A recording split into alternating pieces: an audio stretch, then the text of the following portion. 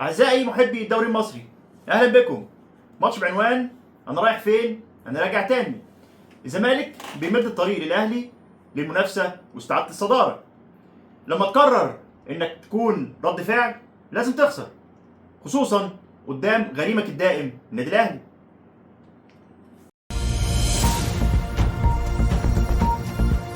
مباراة لعب فيها الزمالك أول 10 دقايق وحاول يرجع آخر 10 دقايق. بين الوقت ده الأهلي كان ضاغط الزمالك في نص ملعبه لحد ما جاب هدفين. الهجمات الحقيقية اللي بتعتبر فيها خطورة كانت 5 الأهلي استغل منها 2 و4 للزمالك استغل منها 1. الاستحواذ والتمرير والعرضيات كلها محاولات هجومية، والتحولات الهجومية ده كان فعل للنادي الأهلي.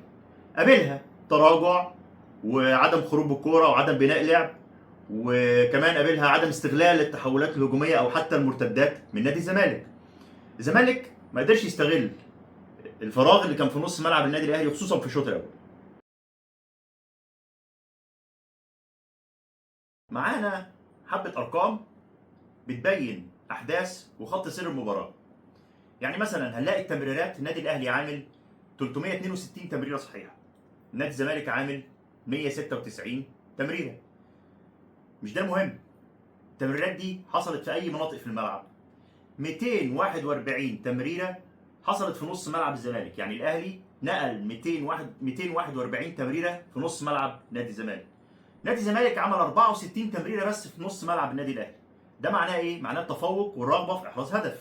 معناه ان انا همنعك انك انت تطلع بالكوره، معناه ان انا هفضل في نص ملعبك، وده اللي حصل.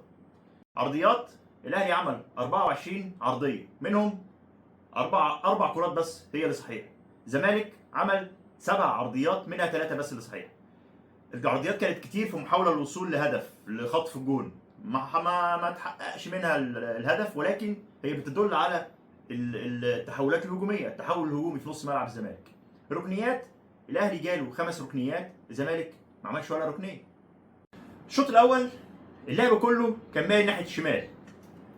النادي الاهلي كان ضاغط الملعب وخلى كل الهجمات بتاعته من ناحيه بن شرقي ودريزيجيه، وكان بيطلع لهم كوكا، وكان بيضم معاهم مروان. خلى نادي الزمالك في المنطقه ديت يحد شويه من خطوره الفينا. بدا الفينا يرجع شويه، بدا عبد الله السعيد يمين ناحيه اليمين، بدا دونجا كمان يروح ناحيه اليمين. شفناه في اكتر من لقطه هو اللي بيطلع كوره مكان عمر جابر. مع عمر جابر الاهلي في المنطقه دي حرجم شويه انه يعرف يدي الكوره او يطلع بالكوره لالفين. الناس افتكر انه عنده جبهه يمين وان في مشاكل في الزمالك في المنطقه ديت، المنطقه بتاعت بنتايج وحسام عبد المجيد، فقام منزل حسين الشحات اللي جاب جونين او جاب جون وتسبب في جون تاني ونشط الجبهه اليمين للنادي الاهلي. زي ما انا امبارح قلت ان في مشكله في دفاع نادي الزمالك في المنطقه دي تحديدا، المنطقه ما بين السيرد باك والباك، الباك اللي هو بنتايج والسيرد باك اللي هو حسام عبد المجيد. والجونين جون من ناحيته، جون في المنطقه دي في الهاف سبيس اللي بينهم بالفعل، جون من لعبه مباشر هات وخد، والجون الثاني كوره اتلعبت كروس ما بينهم. بنتايج حتى غلط في الكوره الثانيه اتسببت في ضربه جزاء بهدف. تحليل امبارح وضحت ان في دربكه دايما وفي مشكله ما بين حسام عبد المجيد وبنتايج في التغطيه على بعض، ودخل فعلا منها النهارده هدفين. معانا الحاله الهجوميه اللي استغلها النادي الاهلي والخطا الدفاعي لنادي الزمالك. شوف 2 لعيبه من نادي الزمالك، بنتايج مع حسام عبد المجيد، طلعوا على الكوره غلط، بس ادرك حسام عبد المجيد ان في مشكله، ساب بنتايج هو اللي يضغط على الشحات وما ضغطش طبعا.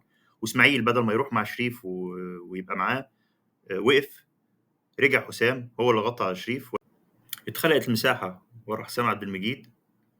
وطبعا لا بنتايج ضاغط على حسين الشحات ولا كايد في الصوره اصلا، ولا اسماعيل دخل يقفل المساحه دي هو وبنتايج. كانت النتيجه ان حسين الشحات دخل في المنطقه دي هاف سبيس جول.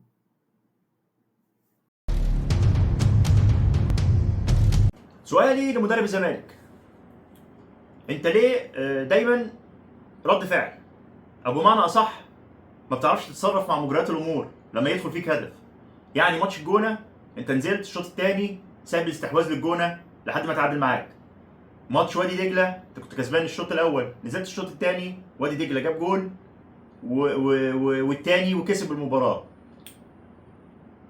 متغيرات المباراه ما بتعرفش تتعامل معاها، وخصوصا لما بيدخل فيك هدف ما بيبقاش عندك حلول.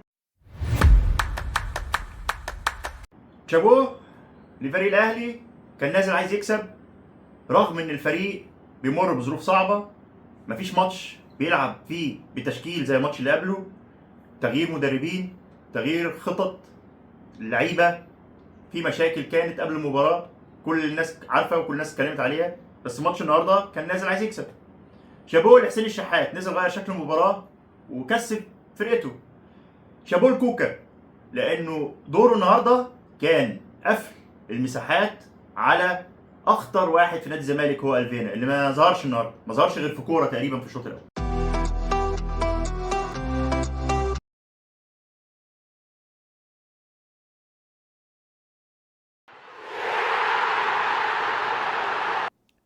الدباغ يغلط مع مرعي بضربة جزاء، يدخل حسام عبد المجيد الهدف الأول لنادي الزمالك. كورة عرضية من مروان للشحات، 1-2 في الهاف سبيس مع شريف، جون التعادل لنادي الأهلي. كرة تانية بنفس الطريقة من تريزيجيه ورا بنتايج، ضربة جزاء يدخلها تريزيجيه. شكرا للمتابعة، أتمنى دعمكم، انتظروني في تحليل جديد.